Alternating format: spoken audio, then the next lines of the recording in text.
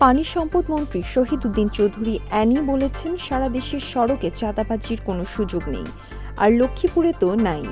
Lakshmipur circuit হাউসের সড়কে চাঁদাবাজি নিয়ে সাংবাদিকদের প্রশ্নের জবাবে তিনি কথা বলেন। অ্যানি চৌধুরী বলেন, প্রধানমন্ত্রী তারেক রহমান ইতোমধ্যেই মন্ত্রিপরিষদের সভা করেছেন, আইনশৃঙ্খলা যেন সুন্দরভাবে থাকে সেদিকে বিশেষ নজর দিয়েছেন।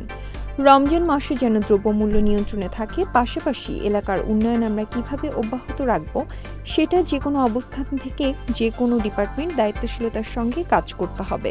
সদর হাসপাতালে মানুষের মৌলিক অধিকার চিকিৎসা নিয়ে বিশেষ নজর রাখছি। তিনি আরও বলেন, লক্ষ্মীপুরের জলাবদ্ধতা দূরীকরণের জন্য ইতিমধ্যে বৃহত্তর নোয়াখালীর মধ্যে একটি নতুন প্রকল্প ভুলুয়া নদী খনন এবং রহমতখালী খান পুনর্খনন। আমরা যদি এই প্রকল্পটি হাতে নিতে পারি, লক্ষ্মীপুরে যে জলাবদ্ধতা ব্যাধি দীর্ঘদিনের মানুষের যে কষ্টের জায়গা, সেখান থেকে আমরা মুক্ত হতে সক্ষম হব। পরিকল্পনা অনুযায়ী প্রকল্প আমরা গ্রহণ করার ইচ্ছা রয়েছে, আমরা সেই দিকেই নজর দিচ্ছি। রমজান মাস, এই রমজান মাসে দ্রব্যমূল্য যেন নিয়ন্ত্রণে থাকে এবং পাশাপাশি এলাকার উন্নয়ন আমরা কিভাবে অব্যাহত রাখব সেটা যে কোনো অবস্থান থেকে যে কোনো ডিপার্টমেন্টে আমাদের দায়িত্বশীলতার সহিত কাজ করতে হবে। বিশেষ করে লক্ষ্মীপুর সদর হাসপাতাল, এই সদর হাসপাতালের চিকিৎসা নাই বললেই চলে। নতুনভাবে এই চিকিৎসা যেটা মৌলিক অধিকার, সে মৌলিক অধিকার অবস্থান থেকে আমরা মানুষের পাশে থেকে কিভাবে সহায়তা দিব সেই দিকে বিশেষ নজর রাখছি। মেঘনা নদী ও রহমতখালী খাল পাড়ে ভাঙন ধরেছে। ফিজিবিলিটি স্টাডির মাধ্যমে তা সমাধান করার লক্ষ্যে উদ্যোগ নেওয়া হয়েছে। দেশব্যাপী খাল খনন করা হবে। 180 দিনের কর্মসূচির মধ্যে সর্বোচ্চ সেটা করা হবে। খুব শীঘ্রই খাল খনন কর্মসূচি শুরু হবে, সেটার মধ্যে লক্ষ্মীপুরেও অন্তর্ভুক্ত থাকবে।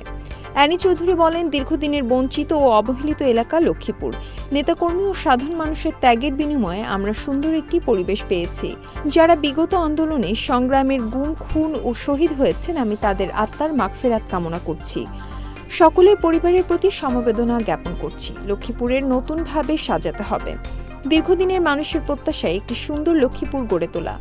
নির্বাচনে গণসংযোগ যখন গিয়েছে, সবার আবদার ছিল রাস্তা এলাকা জলাবদ্ধতা, বঞ্চিত অবস্থা, অবহেলার শিকার হওয়া। আমরা এখন যেন নতুন করে লক্ষ্মীপুর গড়ে তুলতে পারি সেদিকে নজর থাকবে। আর সবচেয়ে দীর্ঘদিনের যে দাবি লক্ষ্মীপুরের জলাবদ্ধতা, এই জলাবদ্ধতা দূরীকরণের জন্য আমরা ইতিমধ্যে সবচেয়ে বেশি যেটা প্রায়োরিটি দিব সেটা হলো আমাদের এই গ্রেটার নোয়াখালীর মধ্যে একটা নতুন প্রকল্প, সেটা হলো বুলুয়া নদী খনন এবং রহমতখালী খাল পুনঃখনন। আমরা যদি এই প্রকল্পটা হাতে নিতে পারি, আমার বিশ্বাস যে লক্ষ্মীপুরের যে জলাবদ্ধতার যে ব্যাধি দীর্ঘদিনের মানুষের কষ্টের জায়গা, সেখান থেকে আমরা মুক্ত হতে সক্ষম হব। এ সময় উপস্থিত ছিলেন জেলা প্রশাসক এস.এম. মেহেদী হাসান, পুলিশ সুপার মোহাম্মদ আবু তারেক, অতিরিক্ত police super Hossain Mohammad Raihan Kazemi, PPM জেলা বিএনপির সদস্য সচিব শাহাবুদ্দিন সাবু, যুগ্ম আহ্বায়ক হাসিবুর রহমান, বাফুফের সহ সভাপতি ওয়াহিদ উদ্দিন চৌধুরী হ্যাপি সহ অন্যান্য ঊর্ধ্বতন কর্মকর্তা সহ বিভিন্ন রাজনৈতিক দলের নেতৃবৃন্দ।